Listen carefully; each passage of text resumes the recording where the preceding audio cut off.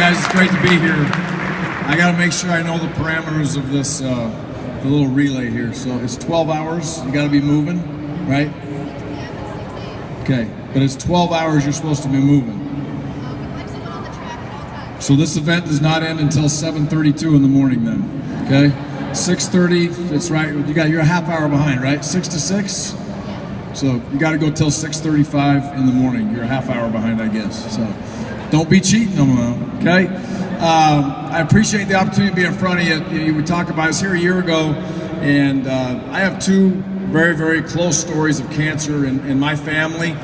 Stacy, my wife's father, had cancer, and he had a bad cancer, multiple melanoma, and he ended up eventually dying of cancer.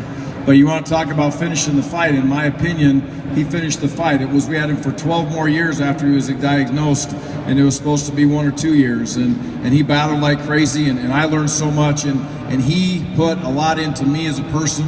I watched his family grow and develop, and ultimately, cancer took his life, but I don't believe cancer won, because his family's so much better off because of what he was able to do while he had cancer. We learned so much from him as a family.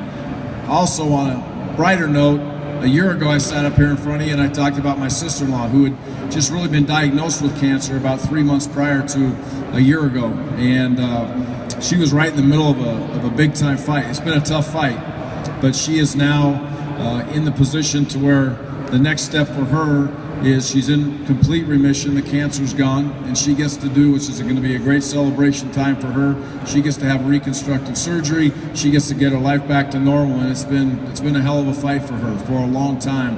And you watch the people that are involved with it: brothers, sisters, moms, dads, husbands, wives. It's a very, very tough time, and as much as it's touched me, I gain nothing but respect for the people that are involved. You guys are 1,500 strong tonight, and you're going to raise money, a lot of money, and you're going to change people's lives in a positive way that have gotten cancer, or you may change a family's life, and that's a very powerful thing. I get to go to probably 10 or 12 cancer events a year, and the ability for people to give and continually give and battle cancer never ceases to amaze me. It was a breast cancer fundraiser went to 2 weeks ago. They raised a bunch of money. You guys will raise more money than they did tonight. I'm sure you will, because you'll be so many numbers are strong, and it grows every single year. But you as young people want to make a difference, and when I was a young person, I don't know if I'd have been sitting out there right now. When I was your age, sitting in college doing what you're doing, but that's what Wisconsin is. That's what the Midwest is. It wants to give back to people, and that the grassroots of America is important in Wisconsin and throughout the Midwest. So, my hat's off to you guys. I appreciate you doing what you do to help battle cancer. Have some fun with it, right? Have a good time. Hope you get to eat, stay hydrated, don't cramp. If you got cramping issues, talk to these guys, they know all about it.